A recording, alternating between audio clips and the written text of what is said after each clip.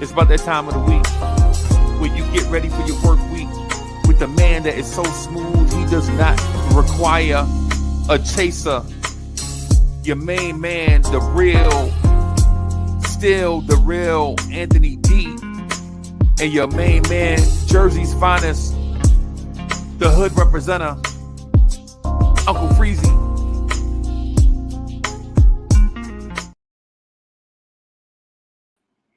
Yo, party people in the place to be. What's good? It's your number one Chief Rockin' Knicks universe. Your main man, Uncle Freezie. Welcome to Old School Knicks. I am joined by the man that is so smooth, he does not require a chaser. Still, the real Anthony D is in the building. I don't this morning. Good morning.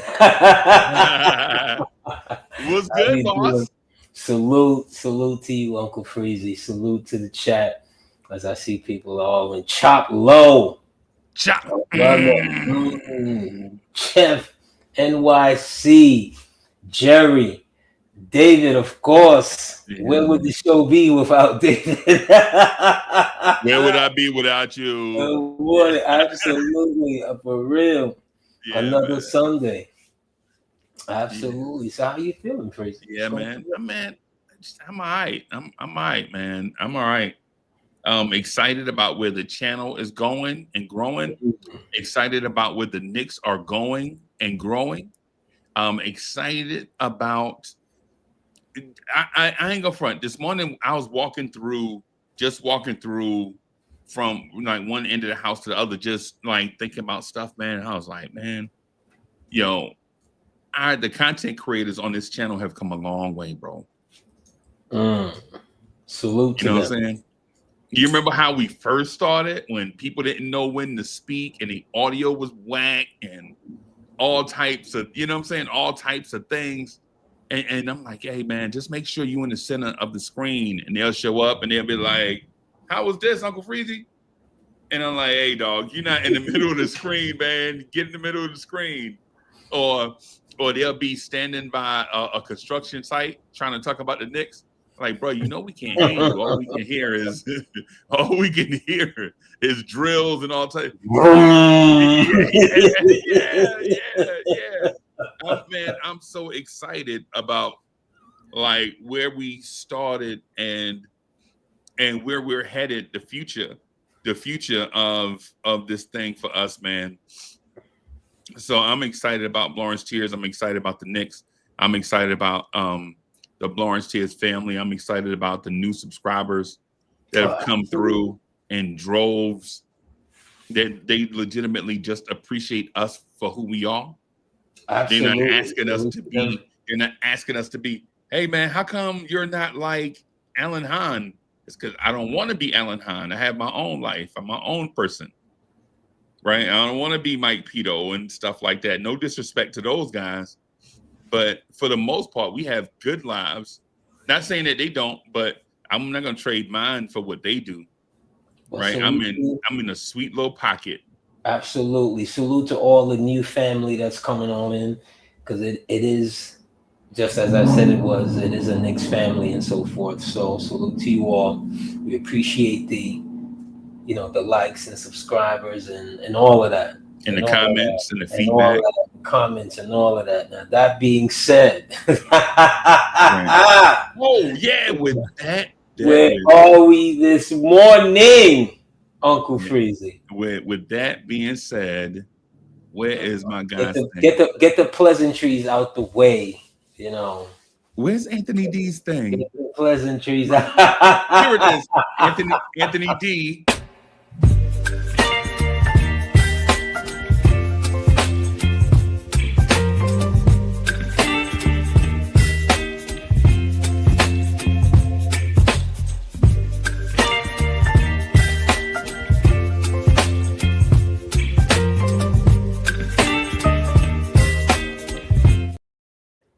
I tell you, I'm gonna get the words for that, and I'm gonna just bust up in this. Just that fire and ice right there. What? Yeah. What? Where am I this morning? There's so many things on my mind. So you never heard the part with the words? Absolutely. We did it I think 2 weeks ago. Yeah. Okay. When I asked you what was on your mind. Okay. How quickly we forget. But so many things on my mind this morning, Freezie. But I'm gonna start with like really current and was bothering me over the weekend.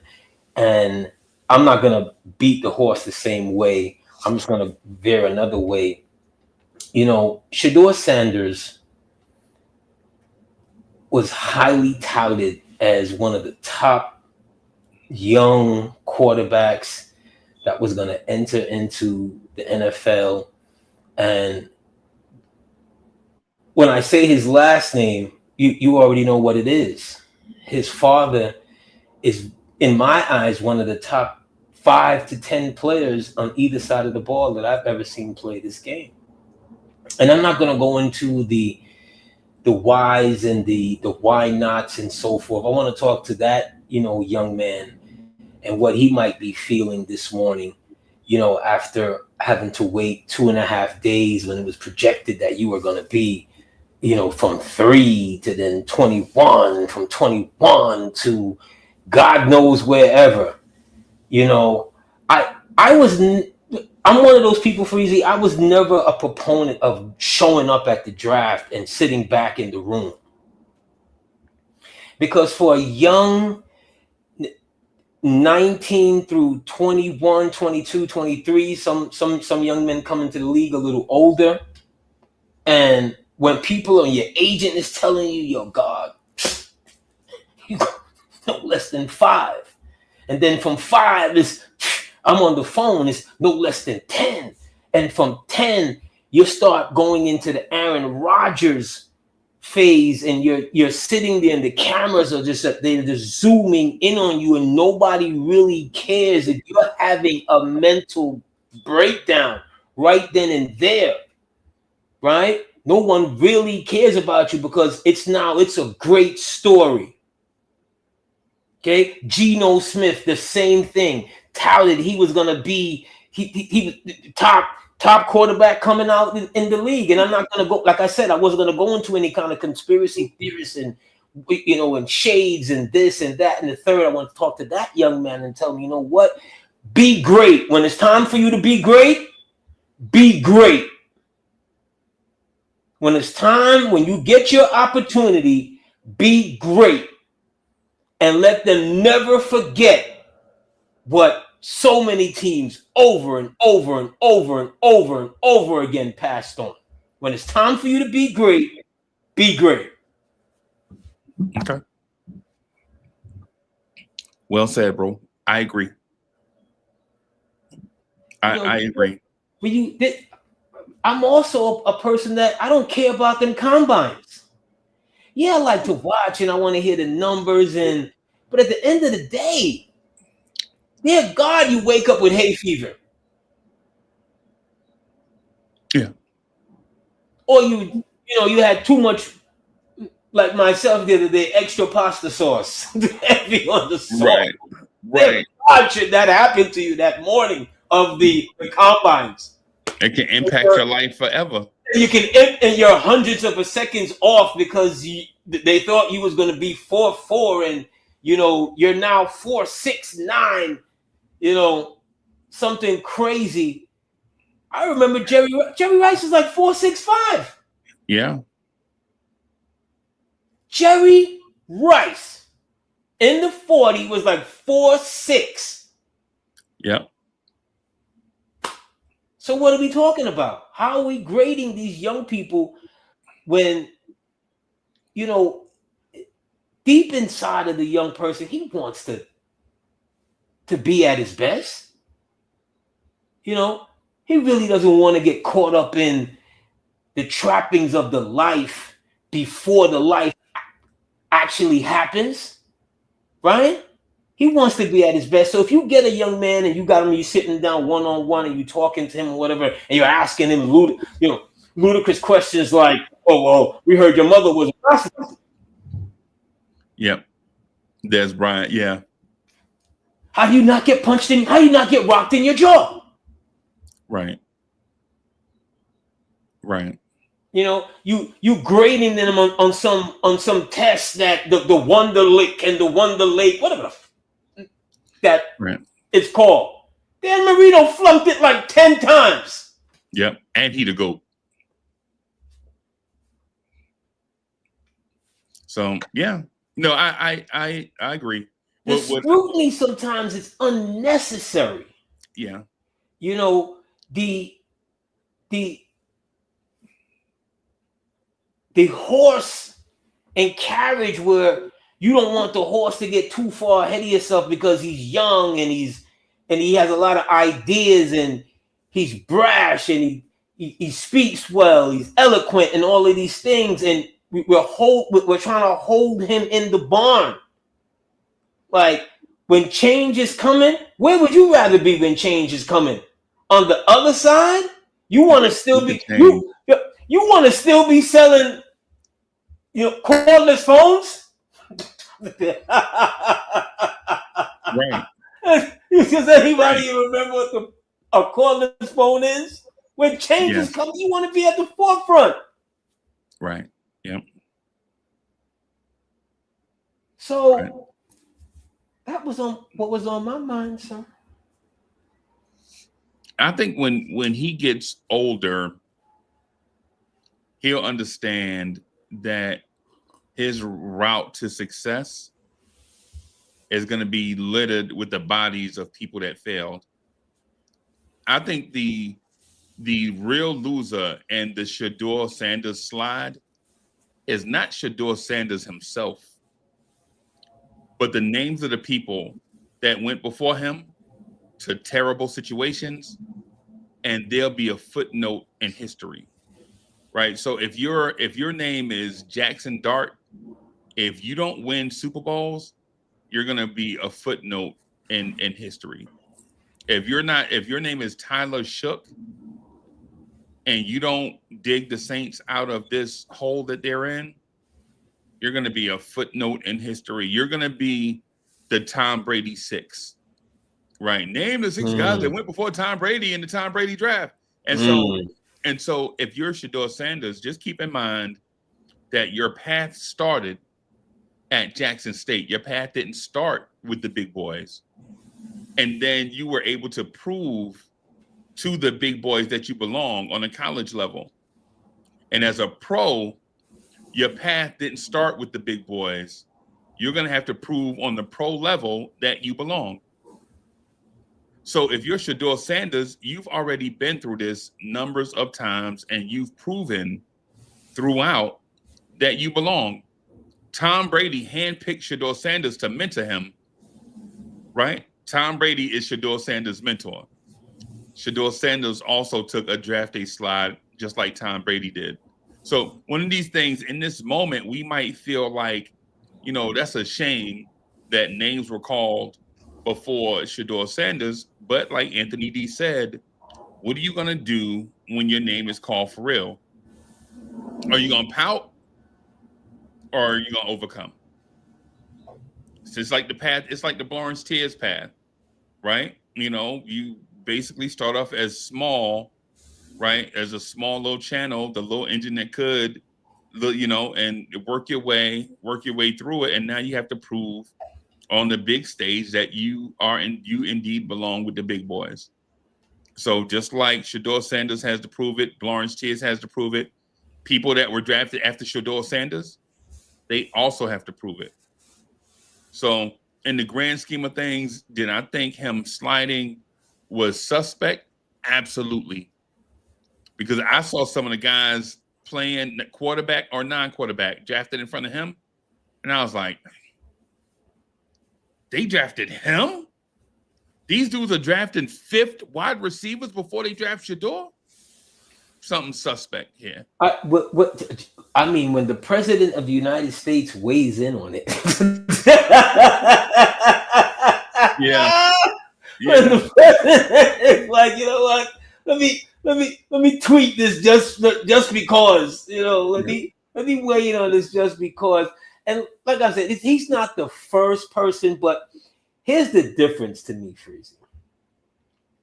His father's Deion Sanders. It's not like other cats who slide in the draft, you know, with a last name that his father's Deion Sanders.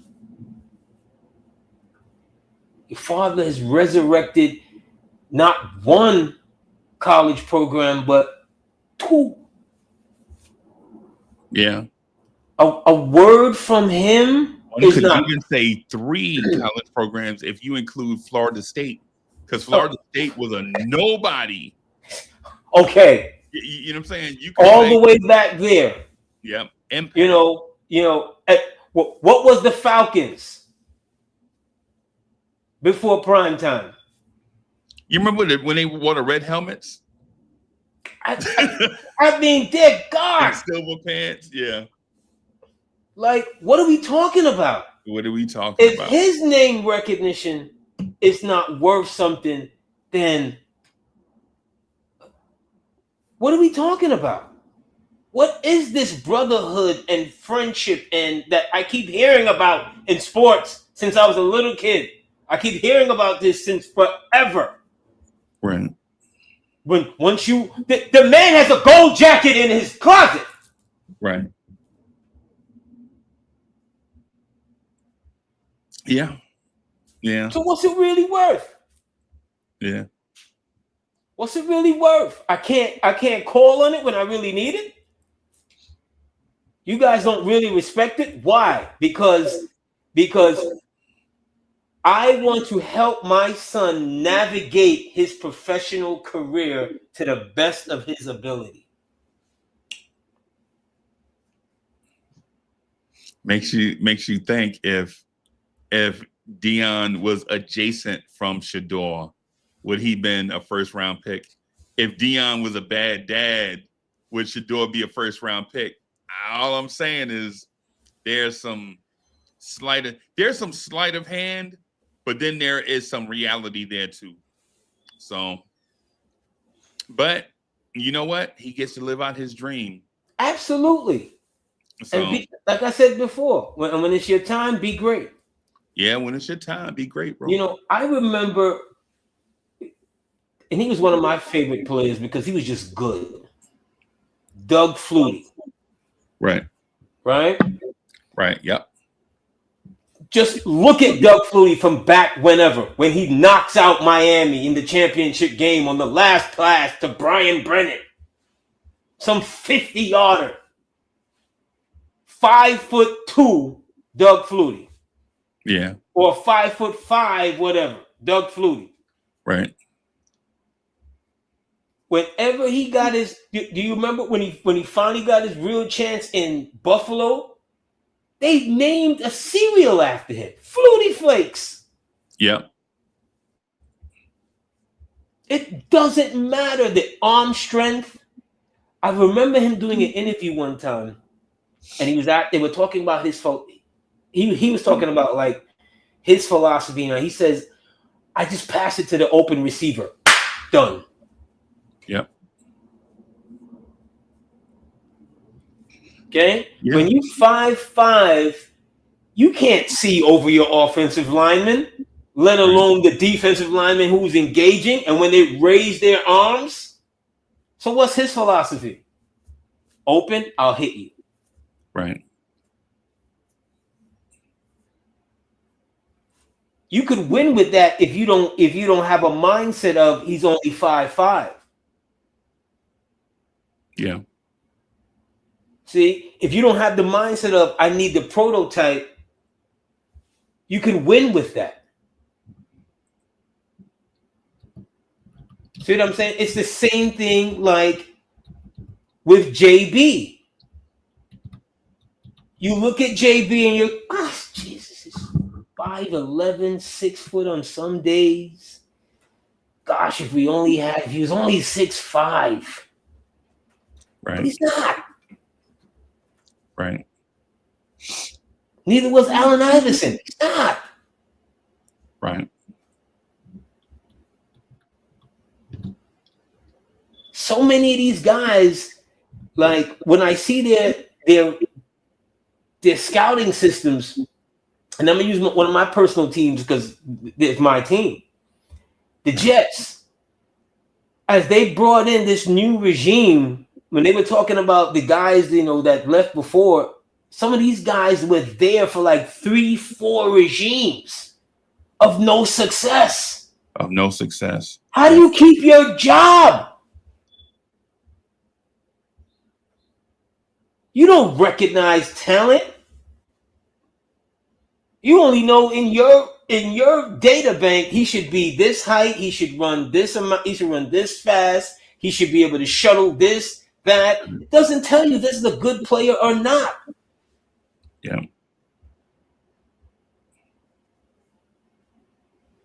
See what I'm saying? Warren Moon had to go to Canada. Yeah. I hate to do the black thing, but it's the black thing. At least for him at that time. Warren Moon had to go to Canada. Yeah. Warren Moon had to win like 8 Grey Cups in a row. Yeah. To be considered, to be invited. Oh, dear Lord. Warren Moon was like the oldest rookie. Warren Moon came back in like 35. Right. Had to win like 8 cups in a row. When you trying to win, Freezie, and if we're going to use our Knicks here, it doesn't matter. It doesn't matter what the person looks like, but how does the person fit in this role that you really need him to do? Right. Does he have the dog in him? Yeah. That's all it's about. So, like I said, go be great. Yeah. Go be great. Just real quick, man, to make you laugh. We all know the draft is a crapshoot, right? We know it's a crapshoot, right? So, but the thing is this. On the Shador Sanders thing, hey man, things happen. Don't let adversity. My bad, Wiz. Ain't no way how Doug Flutie was no 5'10". Right. Yeah. And so just real quick on the Shador Sanders thing. Right. There was another guy that was overlooked in a draft. No matter what he did for Notre Dame in the sleet and rain against top 10 teams and all of that stuff, that man would always bring Notre Dame back so they can win big games. And people were saying his arm's not strong enough to throw the ball. His arm can't cut the wind and all of this stuff. He's too hurt all the time. He's frail. And Joe Montana went in the 3rd round of the 1979 draft.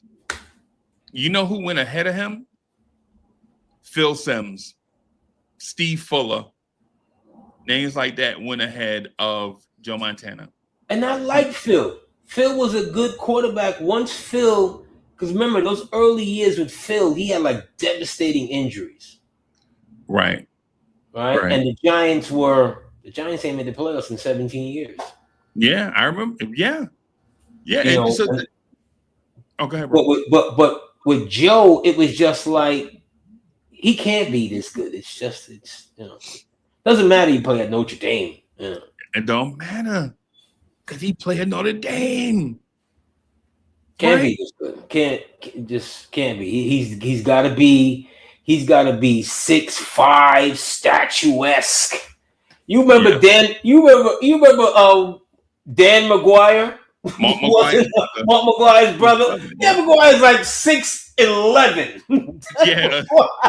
Mr. Fantastic Arms. Yes. That man could put that ball in the end zone with his fingers from the 30. Right? We used to call him pelt him in the back of the head, McGuire, because that was what he would do. He would hit the receiver in the back of the head, like, dude, he can see over everything and still can't get the ball in. Yeah. I remember. Yeah. Yep. Remember him?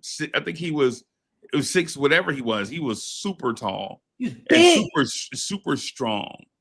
right? The only thing about it is throwing the ball hard doesn't mean receivers going to catch it. Ask John Elway in the Super Bowl, right? But the thing is and this is one of the things that I want to say about. I want to refer to the Knicks also, right? Because a lot of times I hear our Knicks fans say things like, "Man, this offseason we need to go get such and such." I'm like, relax, y'all, relax. Game 4's today. Right? Game 4's in New York or nothing.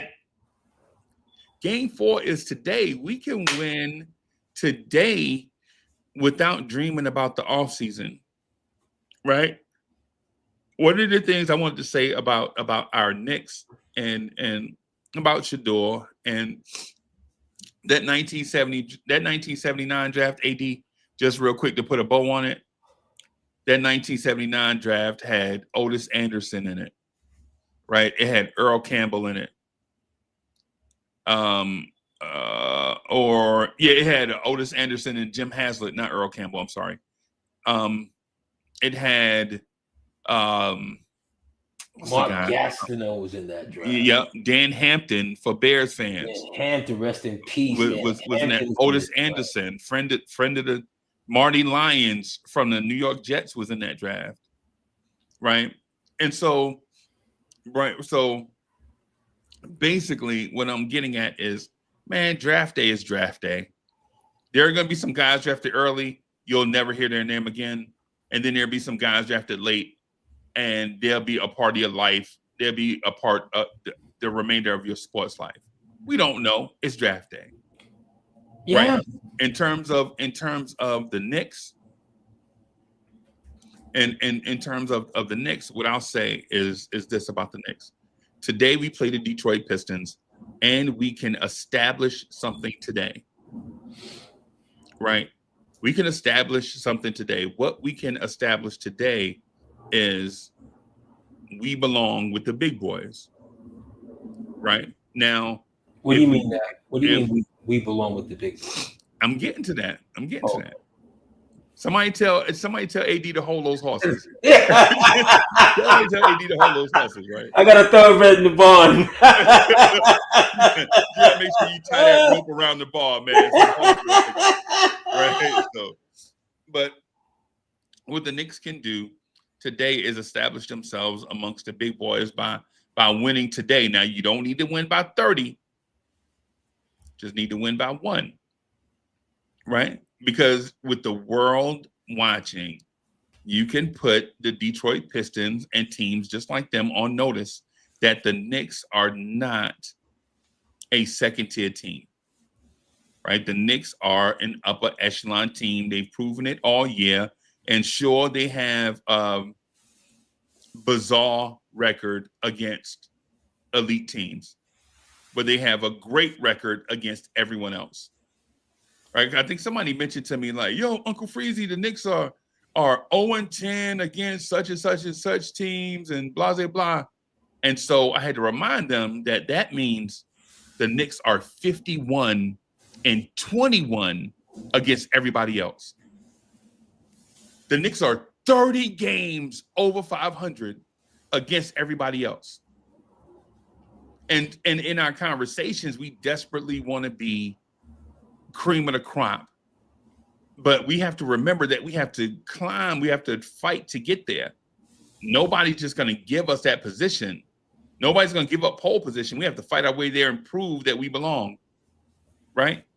And by doing what we've been doing over the past few months, we've proven to the NBA, whether they like it or not, that we belong. Because if we're 0-10 against a certain group, that means in the other 72 games, we're 51-21. We belong. What is that, your campaign slogan? Yeah, man. I have campaign pens. Freezie 2030. We belong. Anthony D and me. Anthony D and me. That's it. That's the campaign slogan. That's the campaign ticket. Anthony D and me. I mean, Freezie. Well, because I just see things differently. I don't care. you know, what we need to prove to other teams. You know, with that mindset, I would only take that frame of reference once we're pouring champagne at the end of the Eastern Conference Championship. This wasn't a fluke. Trading Randall was the right thing. You know, trading 5 for Bridges plus 2 was the right thing. That's the only time I'm gonna, you know, exhale, so to speak. You know, I'm not even watching other teams. Like last night was the first night I literally watched highlights of other people, other teams. It's New York or nothing, like what's across my chest. Yeah. I don't give a damn about nobody else. I really don't. I'm watching this team just grow. You know, we lost game 2 when we shouldn't have. We learned from that. You know, did what we needed to do in game 3. It's another learning curve. Right. You know, here's game 4 coming up in a little bit. It's another learning curve. You know, up 3-1. Don't you remember a Knicks team that was up 3-1 and everything went upside down the next game? And you turn me inside out, round and round, upside down. Don't you remember that?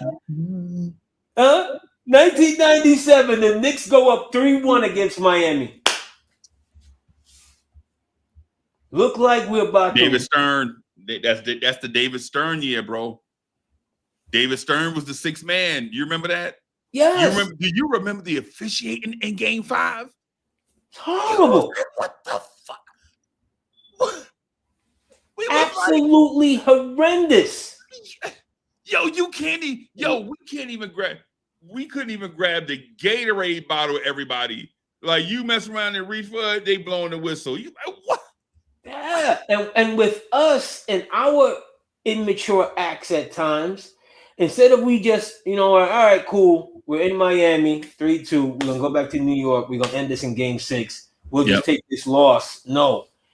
Charlie Ward has flashbacks of Florida State and decides he's going to barrel into PJ, what the hell is his PJ name? Brown. PJ Brown. He's going to barrel into PJ Brown, and PJ Brown's going to flip him upside down, and guys are rolling off the benches. Yep. And Ewing is somewhere on the other side of the court. You know, like when they reviewed the film, they were going to see a 7'2" man on the other side of the court. Dude, you're on the court. Yeah. Come on, Pat. You know what I'm saying? You're on the court. So us going up 3-1 today just means we're one game closer in closing them out. You gonna say hey to Anthony D? Can you hear Miss Mocha? She said, "Hey, Anthony D." Absolutely, salute to you, Miss Mocha. Absolutely. I got look. You want to see on the camera? I'm over here. Leave Miss Mocha alone.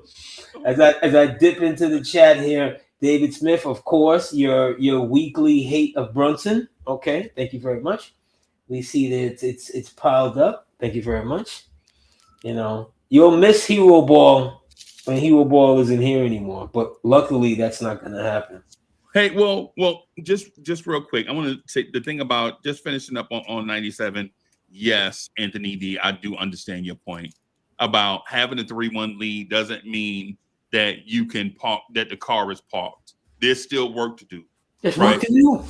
But the thing about being up 3-1 and having the elimination game at your own place means you have an elimination game at your own place, right?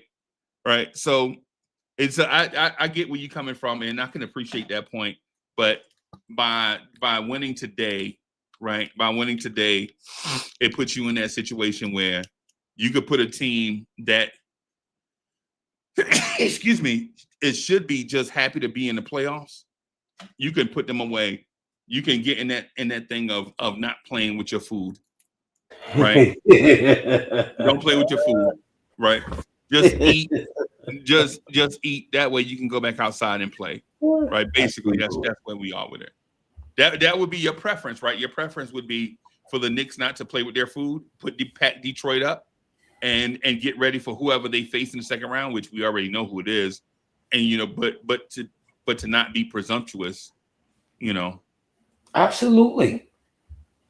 Well, hey, I'm so confident about this win. I was thinking about going to play golf today instead of watching the game. It's a beautiful Sunday. You might as well put on some Caddyshack and let your golf endeavors, some Kenny Loggins. Put on some Kenny Loggins. And let your golf endeavors go about today. This is about the Knicks, baby. Yeah, this is about the Knicks, and I'm watching every moment of this. Because I feel like Detroit might have given their best that they could have given already. Okay. It's for the Knicks to just to see it and to realize it and do the things that they can do. And I was talking about them early this morning. And after watching the highlights 20-25 times over since the last game, and it dawned to me yet again, when they're playing their best ball, they're playing at a faster pace. Even if it's not being passed 3 or 4 or 5 times, it's a quicker pace up to the other side. Where even if Cat is clicking from 3 or attempting from 3, I should say, before clicking, if he's in rhythm and it's a quicker pace to him, he likes it better that way. They move better that way. When they're quickly in the half court and they're sharing the basketball. And they're sharing the basketball. No one player is dribble. Yeah. Threads flying everywhere. Yeah. Dribble. They're better that way. Early, especially early. Let me ask you this. Yes. I have 2 things to ask you. Yes. My first question is, why do people sleep on the R&B group Tavares? Why is Tavares not a bigger name in music conversations? And Tavares is a one-hit wonder.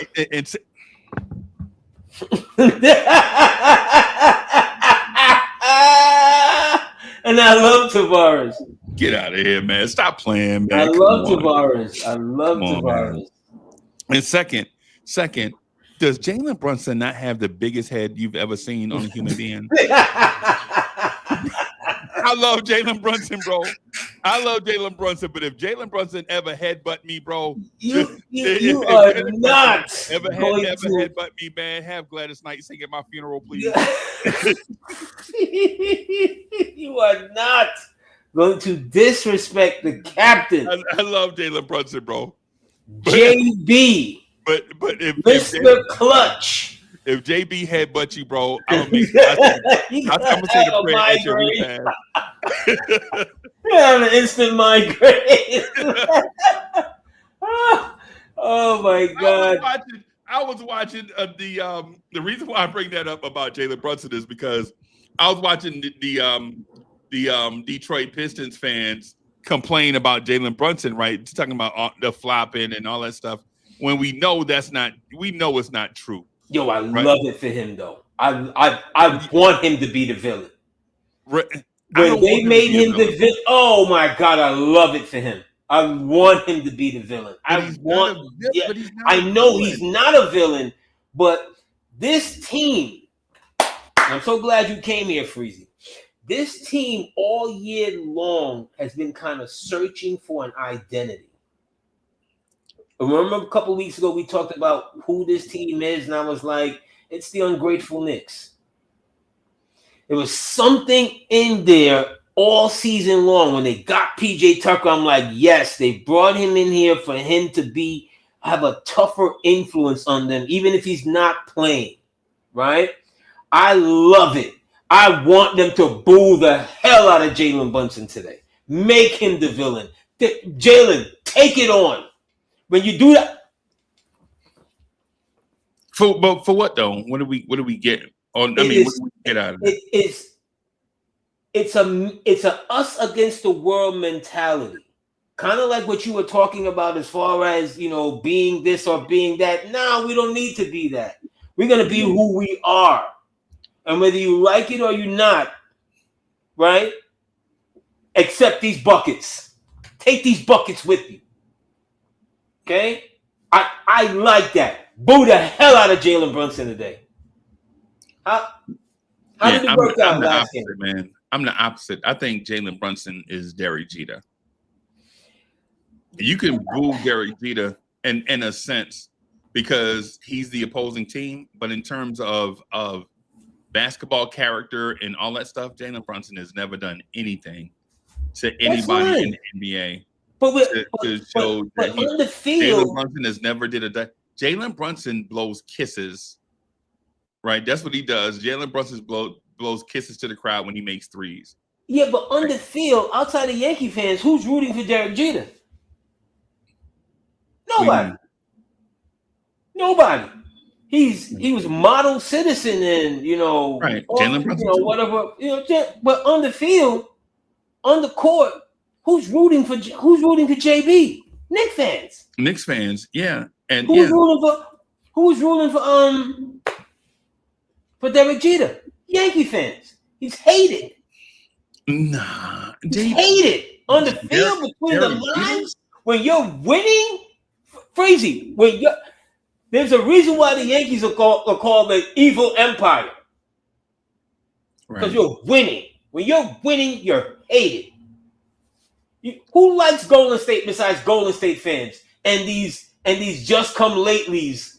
Golden State? I was a Golden State fan. You're lying. You're lying. Because I remember when Golden State was about to move. Remember when Golden State was one of them small market teams? They're like, oh, we can't survive in Oakland. And all of a sudden. Okay. Yeah. Okay. A couple of championships changes things. Yeah. Changes things. Yeah. I want to be the 100. I want to win. I want to win to people just despise us. And if this is the beginning, if JB getting booed in Detroit, what up, though? Right? Getting booed in Detroit, I'm fine with that. It was nice to watch Weber and Rose. A couple of times I'm like, hold on. Is he not on the court? Jalen Rose. I'm like, is he not on the court, ref? What the hell is going on here? Is that man not on the court? He is not a part of their staff. Yeah. Yeah, nah, man. I get it. I respect that, AD. I'm gonna disagree though, in a sense that I think this, in terms of identity, that's not us. Josh Hart can never embrace the role of a villain because that's not him. We know a villain when we see one, right? And this version of the Knicks is the opposite of villainy. There's a certain toughness that you have to have, Freezie, to win it all. There's a certain aggressiveness. Remember, before Bosh gets to Miami, even when he gets to Miami, the same things that we were hearing about Cat today, we were hearing about Chris Bosh. Yeah, because he's skilled. That's why the conversation is dumb. People are, oh, he's soft because he can dribble. Yeah, but that's so dumb. It's stupid. It's stupid, right? But there was a certain, he's soft. Yeah, but it was a certain element of fortitude, intestinal fortitude that not only him but them collectively had to get over, because that Dallas series was for real. AD. That Dallas series could have shook the foundation forever. I feel you. But you know what? Miami's tough guys were on that roster. Udonis Haslem played his entire career with Miami. He had played since 1993. Can you stop it? Udonis Haslem has been assistant coach since 1993. I get Joel Anthony, You know, the clipboard since 95. the dude with the Duracell head, Joel Anthony. He was there. Joel Anthony. Keith Askins. They've been there since 1992. Can you stop it? Yeah, I feel you. What I'm saying though is this, like, when we say the tough guy thing, like we say, man, such has to be tough and blah blah blah, this or that, man. And when you look at those teams, those guys had already been there forever. Why wasn't their team tough when the tough guys were already there? Because they weren't the stars. Freezie. Because they were not skilled. But they weren't also being skilled doesn't mean you're soft, bro. No, I'm not saying mean you're soft, but there's a certain level, you know. And I spoke about Dirk a couple weeks ago. It was same thing for Paul Gasol. There's a certain level of, you know, you're great. Okay, right. You have to get over that mountain. Tatum was the same thing. You have to get over that. And that's a certain toughness that matches your skill when you at the right time, when you need it at the right time, Freezie. That's all I'm saying. And for the Knicks, if we're looking for an identity, I'm not saying that we're going to go out here and get into skirmishes and all the time and da-da-da-da. No, I'm not saying that. But the way we play basketball, the way we want to play basketball, we need to have it that when we come in, this is what we're going to do. Okay? It's what we're going to do. When you put a Tobias Harris on a 7-footer Karl Anthony Towns, it should not be for naught. Okay? When you put a Schroeder on a 6'8" Bridges, you have to punish them. In those areas, so those are called bear traps. Bear, hog, cheese, whatever. You have to. Those are called bear traps, right? They put the cheese on the trap to entice you to get trapped.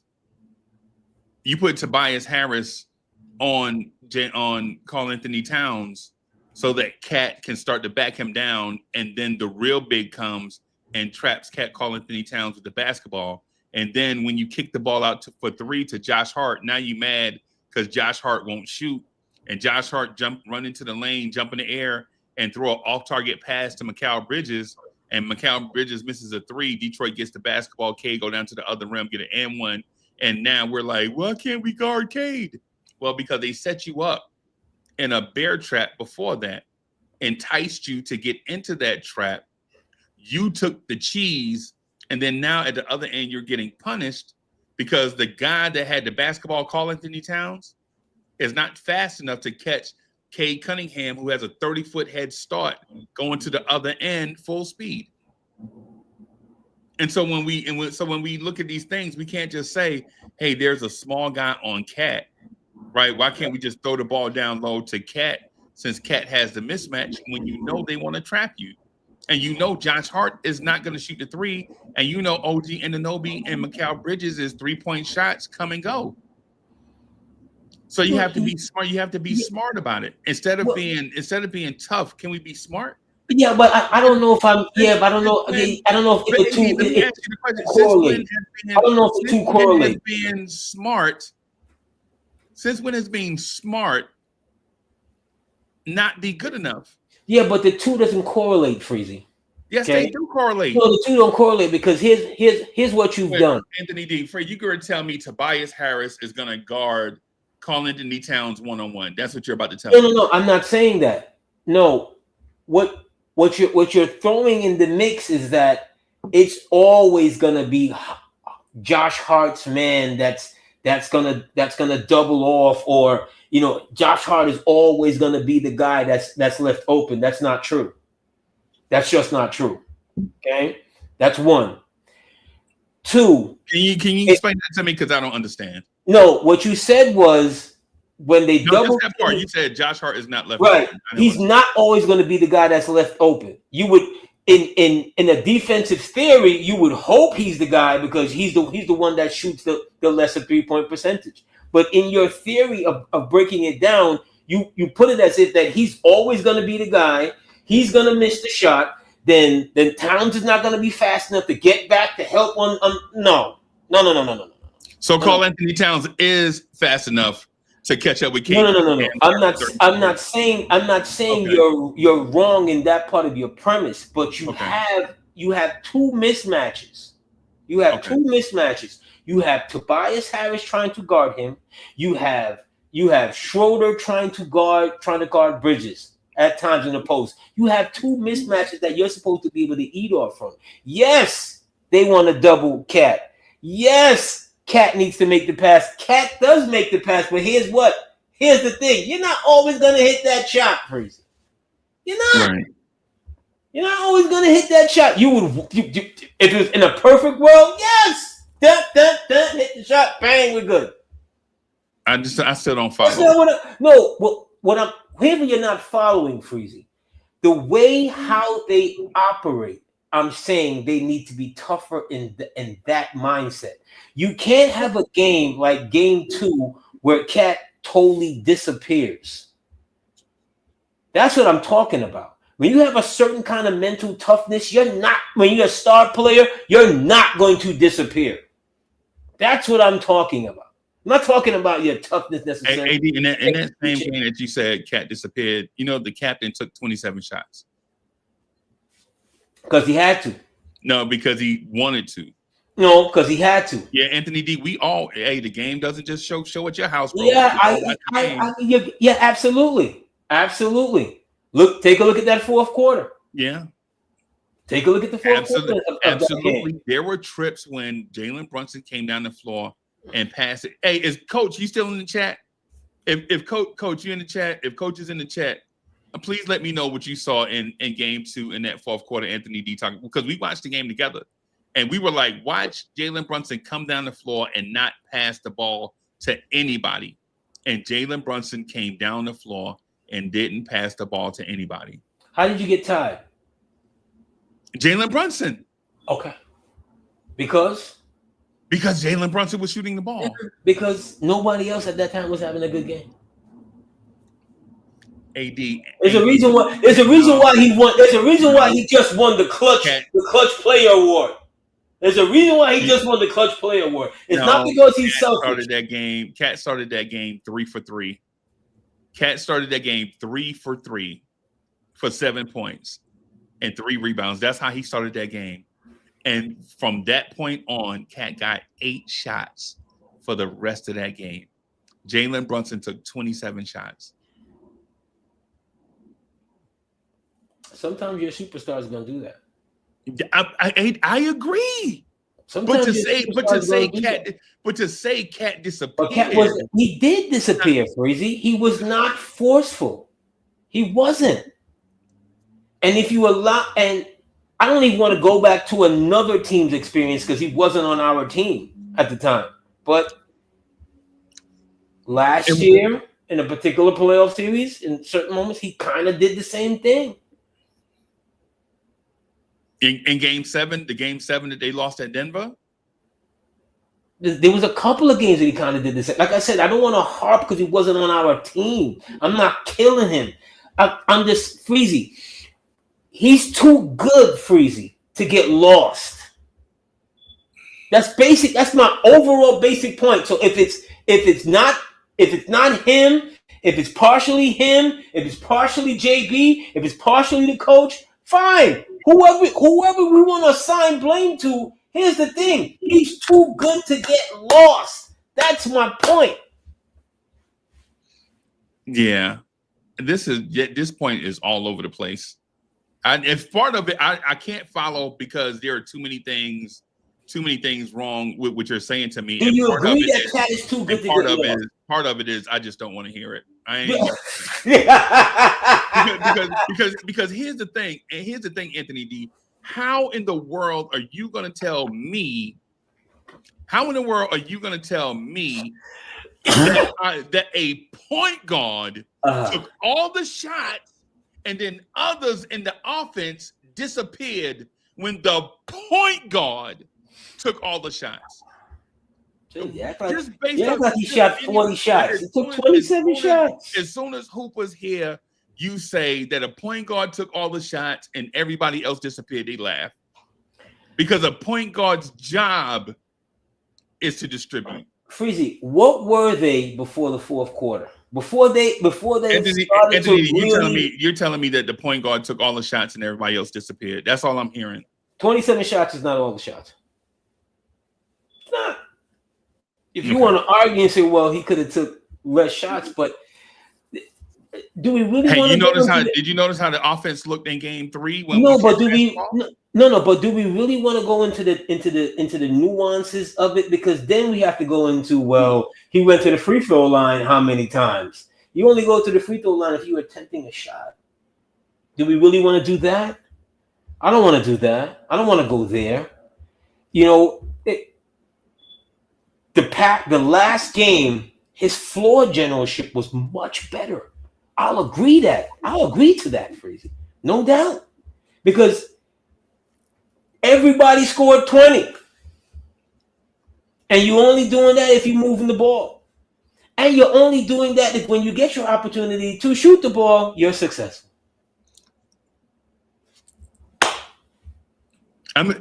So what I'm saying to you is I don't care about Jalen Brunson scoring. I don't. Hey, man, score the basketball. If you got your shots, take them. What I'm saying is when we always point to, say, Cat, it's always like we got to find a reason to kick Cats back in, right? Some reason. We got to find some. We can't just say, hey, man, that was it, man. Listen, we're up 2-1. The vibes are good. Everybody's feeling like they're apart. But Karl Anthony Towns had on mismatched shoes. You heard me kick. You heard me kick Cats back in a while ago. Yes. Is that what you Absolutely. I'm the same dude that said sky's the limit for Cat. No, I'm not saying that you have a vendetta or it's malicious. I'm not saying that. What I'm saying is just a few moments ago, you made a point about Cat disappearing. And that's what I'm speaking to. Okay. I'm not saying that we dislike Cat or we dislike Brunson, just speaking on just following the conversation. Okay. Like if we follow the conversation, when you say Cat disappeared in Game 2, I'm saying like they all disappeared because one guy took all the shots. One guy took 27 shots. I mean, how can you get in a flow when guys come across half, don't even dribble and pull up for 3 and it's contested and he misses? It's not that simple, Freezie, but Freezie, today's game, your point guards 9 times out of 10 is like your best player offensively. That's where the attack starts from. For the Knicks, who's your best player? JB. AD. JB. So if that's true, right? If that's true, then why would we say Cat disappeared in the fourth quarter if that's your point? Because if that's your point, then I'm saying, well, whatever you said prior, I'm like, hey, well, I'll strike that from the mental record, right? Right? But because if you're saying that the point guard is going to dominate shots in the fourth quarter, is that what you're alluding to? For this particular team, your best fourth quarter player, your best fourth quarter player is JB. Your best fourth quarter scorer is JB. Yeah. Okay, fine. Your best fourth quarter scorer is JB. Yeah. And so if that's the case, then why are we saying that Cat disappeared in the fourth quarter? Because it wasn't just the fourth quarter he disappeared. It was basically after his initial start. Let me be totally fair. They were trying to jump out on him, right? They were trying to play fast. They were trying to jump out on him, and they were turning over the ball. They were just not in rhythm, right? They really wasn't. When Cat was asking for the ball, sometimes it was like it didn't make any sense. He's trying to force. So I don't want to just give it to him, but just in his totality in that game, he disappeared. whether it was totally his fault, whether it was not totally his fault, he disappeared. And there's times, right, when we've seen Bridges disappear. Fans been complaining about that all season long. We've seen OG disappear. Who's the one guy who's always ready to pull the team up if it's a 10-0 run, 12-0 run, who's always willing and ready to take that shot, and more times than not make that shot? It's JB. I don't even want to discuss it anymore. This is a disgusting topic. Right. And this is the house that JB built. Just for the record, that game 2 that we're referencing is also the game that we lost. One guy took 27 shots and the team lost. Just want to make sure that we all understand that for the record. Yeah, I'm not gonna have you try and slander the good name of Jalen Brunson. No, that's okay. You and David Smith and the rest of y'all little backbiters who trying to throw little shots at the throne, trying to throw shots at JB. It's not going to work. Right. That's what they call we will sip champagne. Take a little bit of truth and add some dirt to it. Take a little bit of truth and add some dirt to it. And now we will sip champagne with JB. Nah, man. Come on, man. Nobody is throwing Jalen Brunson under the bus. That's what we call tricknology. What we're saying is the Knicks are a great team. They have great players on it. And everybody on the team has to do their part. As long as the Knicks are playing together as a team, everybody touching it on offense, everybody on the string defense, we're competitive with anybody in the league. But anytime we turn it into the Jalen Brunson show, we lose. Because it's not JB in the All-Stars, right? This is like a man we're talking about, right? Now I would say, did you acknowledge the super chat? Yeah, I was about to. So Virtuoso, thank you for the generous contribution. Virtuoso says, before game 3, I was heading for work when a Knick fan talked to me about keeping Dante and Randall, telling me the same old rah-rah mess. They were dogs. This team got no heart. I'm like, we got cat because we badly needed skills up front, and we badly needed skills up front. He right. The Bronx is in the building.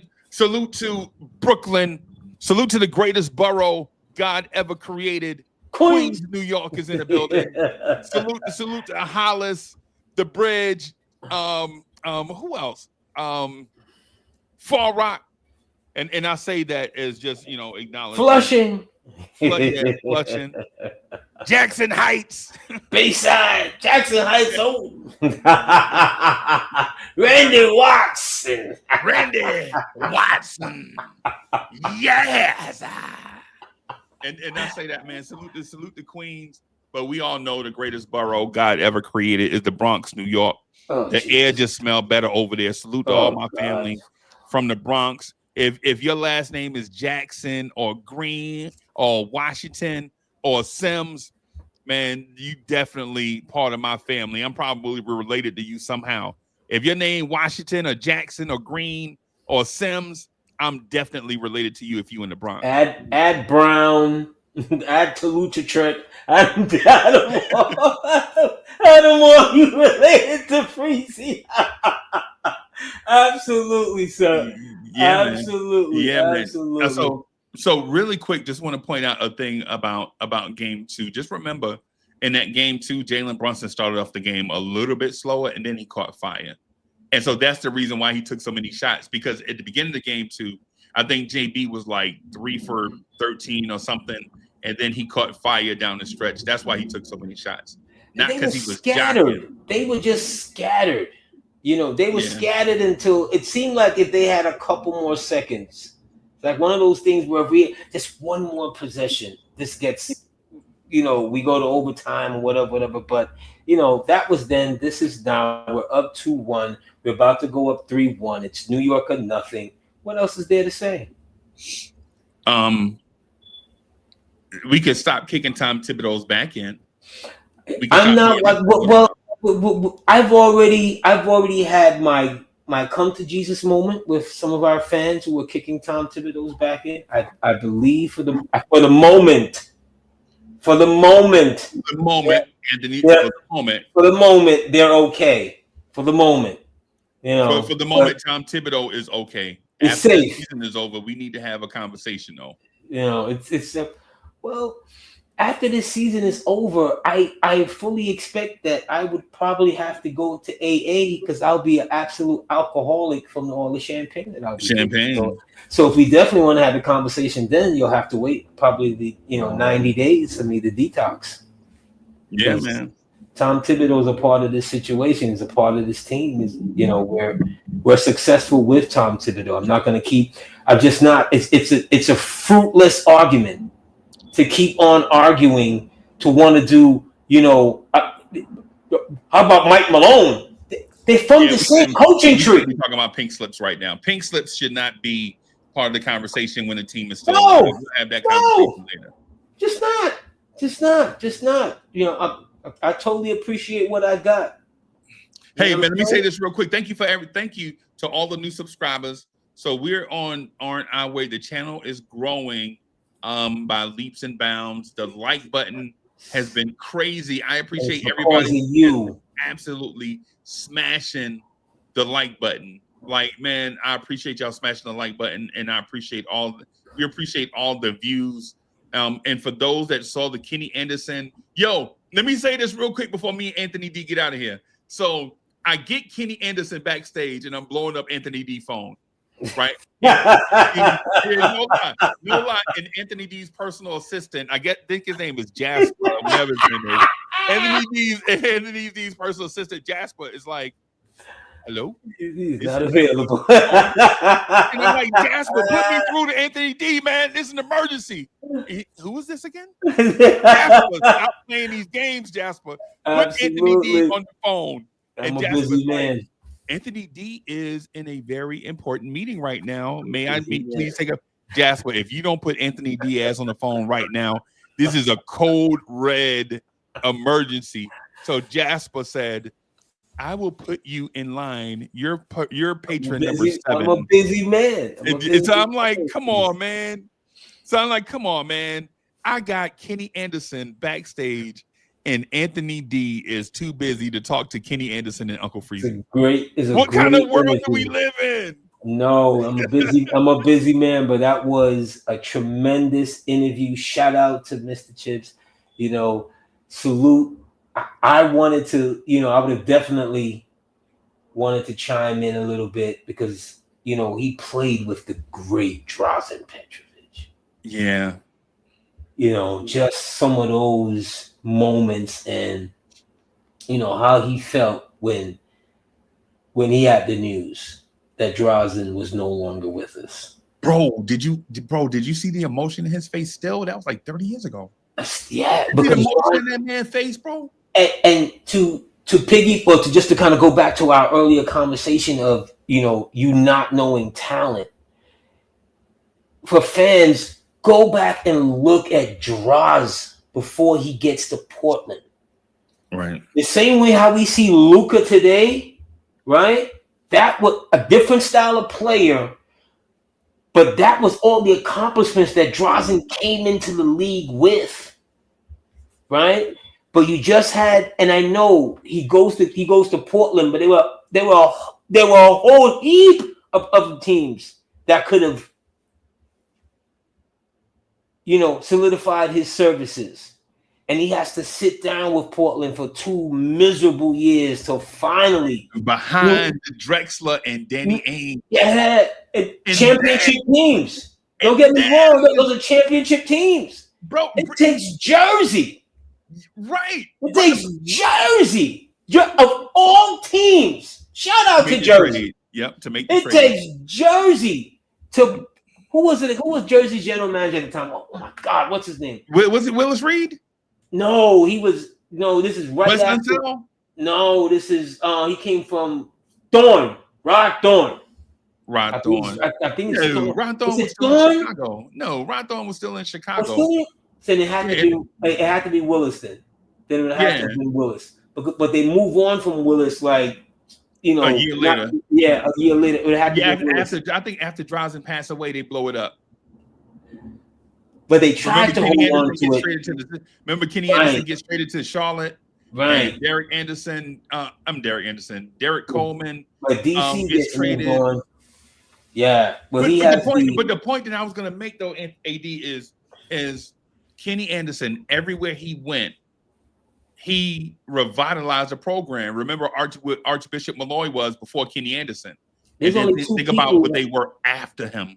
There's only 2 people that have their high school jerseys retired. That's in the Basketball Hall of Fame. Him and Kareem, right? Kenny and Lou Alcindor.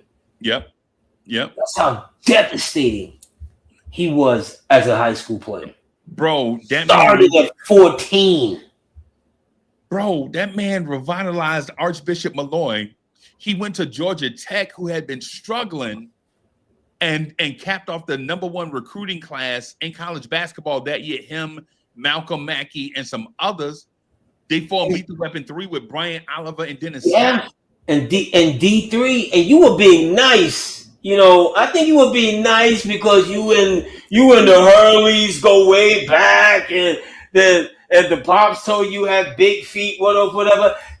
Kenny caught Bobby with the ha on national TV and gave it to him, baby. But they had been playing, but bro, that they had been playing against each other since they were kids.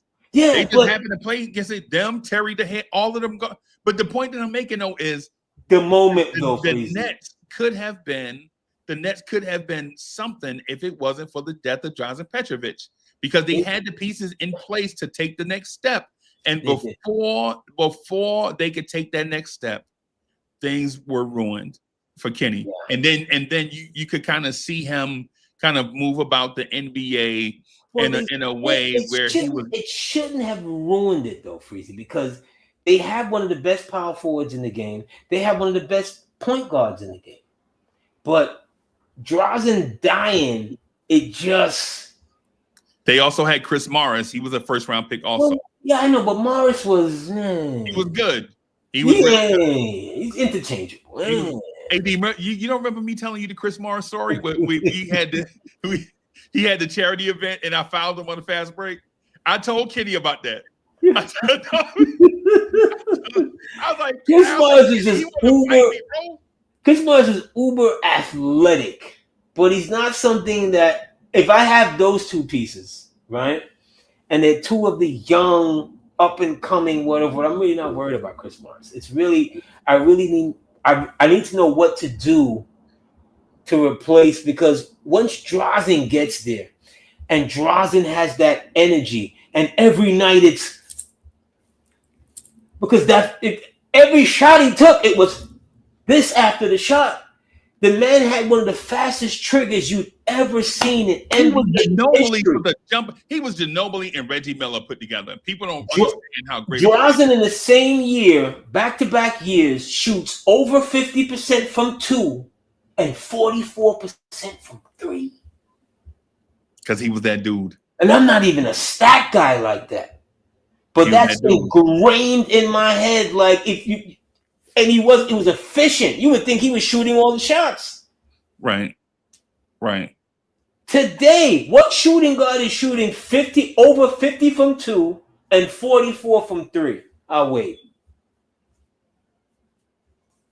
Bro, yeah. In that era where you can hand check. This is before the hand check rule went away. His era, his time. Like, if you were a Jersey fan at that time, you'd have to think, we cursed. Yeah. We're cursed. And they were wearing acid watch. They were wearing the acid watch. Jesus Christ. They're wearing the acid watch. You have to think, we're cursed. Bro, and then the draft, remember they drafted Dwayne Shinsis? Well, that's before Drazen, but that time, Drazen, right? Dwayne Shinsis was after Drazen. No, I think when they were trying to revive. No, I think that was before Drazen. Yeah, they did some. I think they drafted Ed O'Bannon. That was late. That was way later. Yeah. It was just one of those things where, as a fan of the game, you just felt bad for them. You felt bad for them as an organization because Drazen at that time, they've got two top. Well, Kenny was number 2 pick. DC's number 1. Yep. They've got 2 franchise pillars on their team. And when he gets there, it was kind of like Linsanity. It was kind of like he just took over. In a matter of moments, he took over. And not in a way where he's trying to get all the credit around, but he brought a certain kind of toughness. You heard DC talking about it. And he's like, yo, I'm taking Jordan. Yeah. I'm taking Jordan. And if you see clips of it, he had moments against Mike. More than a moment. Moments, plural. That's how good he was. He was just something special that we missed in today's game. You know, salute to him and his family. Well, salute to his family and so forth. You know, when you see his story, like when they broke apart with him and Vlade, you know, because European basketball, well, international sport, I should say per se, they take it to where Americans don't take it. It's blood and guts and bullets, and referees got to hide under the shed, and it's not people getting monkeys up. Well, people are getting called monkeys, and bananas are getting thrown on the field, and it's a whole nother thing. And I believe at the time, Vlade said something about one Yugoslavia. And him being from Croatia, he never spoke to Vlade ever again. Nope. And they never got the opportunity. They never got a chance to. That's the they were best friends. Part, and they were best friends. Yep. That team. Yeah. You're talking about Vlade, Dino Raja,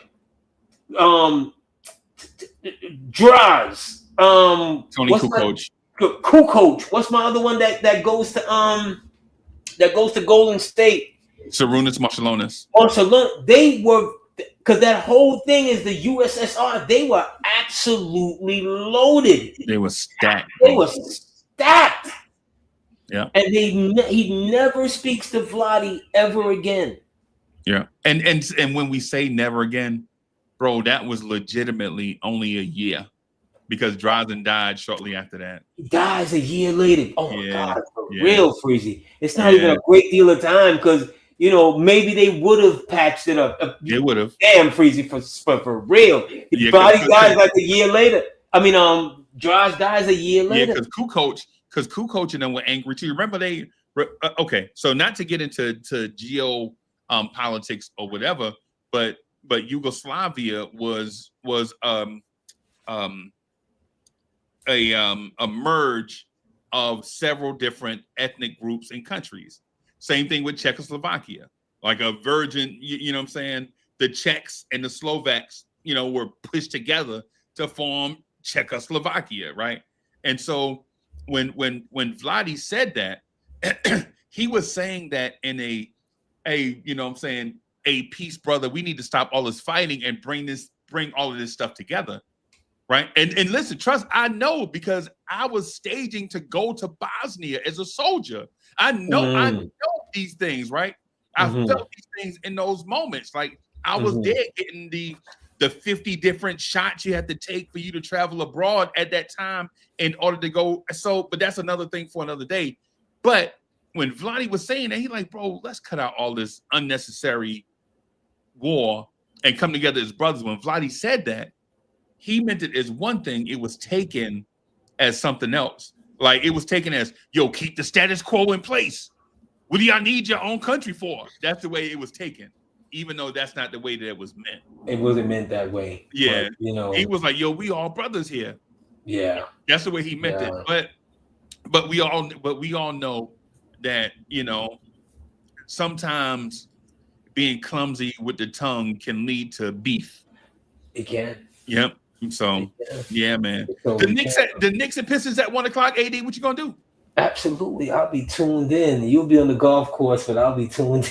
I'm gonna be on playback TV. I'll be on playback TV. Probably me and Coach hanging out, watching the game, breaking it down. All right. And so have a good one. Well, let's leave it right there, Freezie.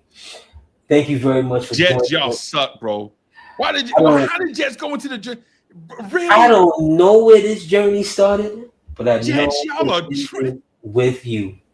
Look for me and my Caddyshack friend, Mr. Freezie, in the world. It's all right. Gabi. Yeah. Look out your window.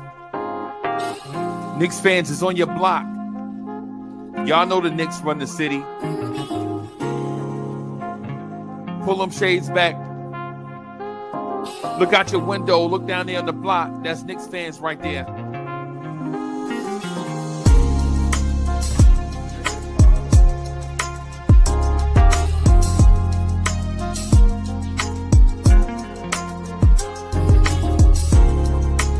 It's about that time. It's about that time of the week where you get ready for your work week with the man that is so smooth he does not require a chaser. Your main man, the real, still the real Anthony D. And your main man, Jersey's fine.